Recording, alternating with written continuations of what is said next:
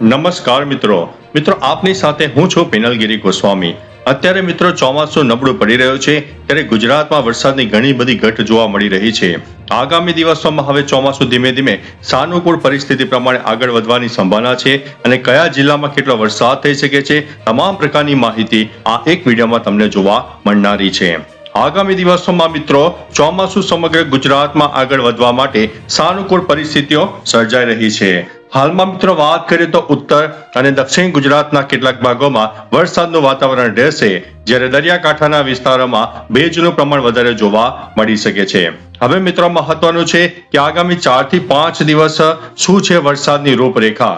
સૌપ્રથમ વાત કરીએ તો દક્ષિણ ગુજરાત, કારણ કે અત્યારે જ્યારે ચોમાસું દક્ષિણ ગુજરાતથી આગળ વધી રહ્યું છે ત્યારે સૌથી વધારે અસર દક્ષિણ ગુજરાતને થશે અને ભારે વરસાદની સંભાવના વ્યક્ત કરવામાં આવી છે। દક્ષિણ ગુજરાતમાં મિત્રો ચોમાસું સૌથી વધુ સક્રિય દેખાઈ રહ્યું છે। આગામી દિવસો અહીં વરસાદનું જોર વધી શકે છે। જિલ્લાઓ પ્રમાણે વરસાદની આગાહીની વાત કરીએ તો સુરત, નવસારી, વલસાડ, ડાંગ, તાપી, ભરૂચ, નર્મદા અને છોટાઉદેપુરમાં સારામાં સારો વરસાદ અને વધુ વરસાદ થઈ શકે છે।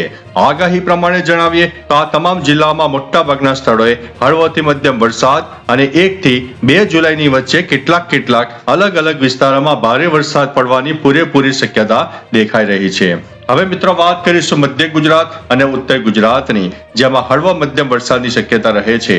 મધ્ય ગુજરાત અને ઉત્તર ગુજરાતના વિસ્તારમાં વાદળછાયું વાતાવરણ રહેશે અને ગાજવીજ સાથે છૂટો છવાયો વરસાદ થઈ શકે છે। હવે જિલ્લા પ્રમાણે વરસાદની આગાહીની વાત કરીએ તો આણંદ, ખેડા, અમદાવાદ, ગાંધીનગર, પંચમહાલ, દાહોદ, મહીસાગર, સાબરકાંઠા, અરવલ્લી, બનાસકાંઠા અને પાટણમાં વરસાદની સંભાવના છે। મહત્વનું છે કે આગામી 48 કલાક દરમિયાન આણંદ, દાહોદ અને પંચમહાલના આસપાસના વિસ્તારમાં હળવો અને મધ્યમ વરસાદ પડી શકે છે। ત્યારે આવનારી તારીખ 1 જુલાઈ પછી પણ અહીં વરસાદની ગતિવિધિઓ અને ગાજવીજનું મિત્રો જોર વધવાનું છે। હવે જે મિત્રો સૌરાષ્ટ્ર અને કચ્છમાં રહે છે તેમની આગાહીની વાત કરીએ તો અત્યારે થોડું ગરમી અને ભેજવાળું વાતાવરણ જોવા મળશે। સૌરાષ્ટ્ર અને કચ્છના દરિયાકાંઠાના વિસ્તારોમાં હાલ વરસાદની કોઈ મોટી ચેતવણી નથી, પરંતુ દરિયાઈ ભેજને કારણે અકળામણ અને એક બફારાનો અહેસાસ થશે અને ગરમીનું પ્રમાણ વધારે લાગશે। જિલ્લાઓ પ્રમાણે વાત કરીએ તો રાજકોટ, જામનગર, જુનાગઢ, અમરેલી, ભાવનગર, પોરબંદર, દ્વારકા અને કચ્છમાં બફારાનું પ્રમાણ વધારે રહેશે।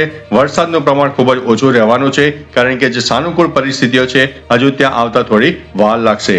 આગાહીની વાત કરીએ તો મિત્રો હાલ પૂરતું આ વિસ્તારોમાં મુખ્યત્વે હવામાન સૂકું રહેવાની સંભાવના છે, પરંતુ દરિયાકાંઠાના વિસ્તારમાં ગરમ અને ભેજવાળી હવાને કારણે થોડી અકળામણ અનુભવાશે। જુલાઈના પ્રથમ સપ્તાહના અંતમાં અહીં વરસાદની ધીમે ધીમે શરૂઆત થવાની આશા દેખાઈ રહી છે। ખેડૂતો માટે મિત્રો ખાસ ચેતવણી છે।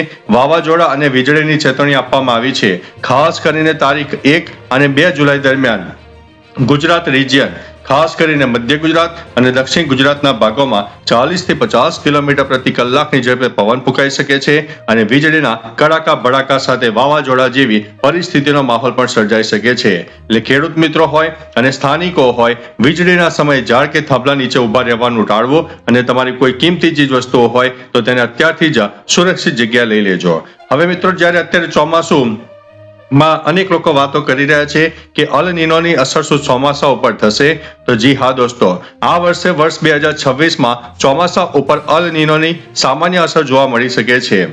વૈશ્વિક હવામાન સંસ્થાઓના અહેવાલો મુજબ પ્રશાંત મહાસાગરમાં અલ નીનો તો સક્રિય થયું છે, પરંતુ સામાન્ય રીતે જ્યારે અલ નીનોની પરિસ્થિતિ સર્જાય છે ત્યારે ભારતીય ચોમાસું નબળું પડવાની અથવા તો વરસાદમાં થોડો ઘટાડો થવાની સંભાવના વધી જાય છે।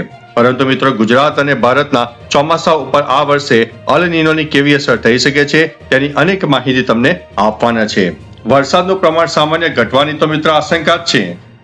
હવે જુદી જુદી આગાહી પ્રમાણે તમને જણાવીએ તો અલ નીનોની અસરના કારણે આ ચોમાસાની સિઝનમાં એટલે કે જૂન થી સપ્ટેમ્બર મહિનાનો જે ગાળો છે એમાં સરેરાશ કરતો ઓછો એટલે કે લાંબા ગાળાનો જે વરસાદ હોય છે, જે સરેરાશ આશરે 90 થી 92% જેટલો હોય છે તેટલો તો આપણને મળશે, એટલે જરૂરિયાત પૂરતો વરસાદ મળી જવાનો છે।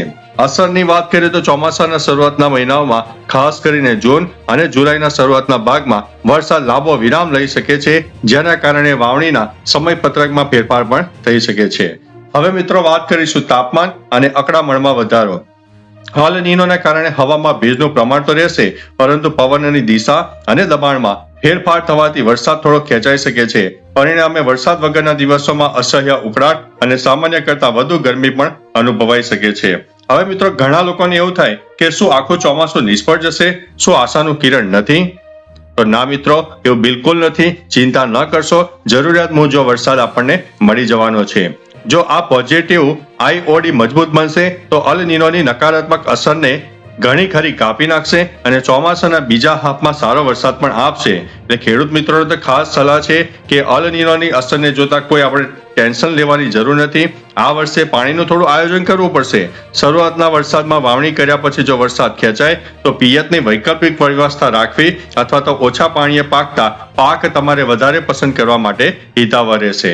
તો મિત્રો, તમને અમારી માહિતી કેવી લાગી અને આવનારા દિવસોમાં વરસાદની આગાહીમાં કે ફેરફાર થશે તો તમને તમામ પ્રકારની માહિતી અમારા વિડીયોના માધ્યમથી તમને આપતા રહીશું. તો ચાલો મિત્રો, ફરીથી લેટેસ્ટ ઇન્ફોર્મેશન અને વરસાદની નવી આગાહી લઈને મળતા રહીશો. ત્યાં સુધી અમને રજા આપશો. નમસ્તે.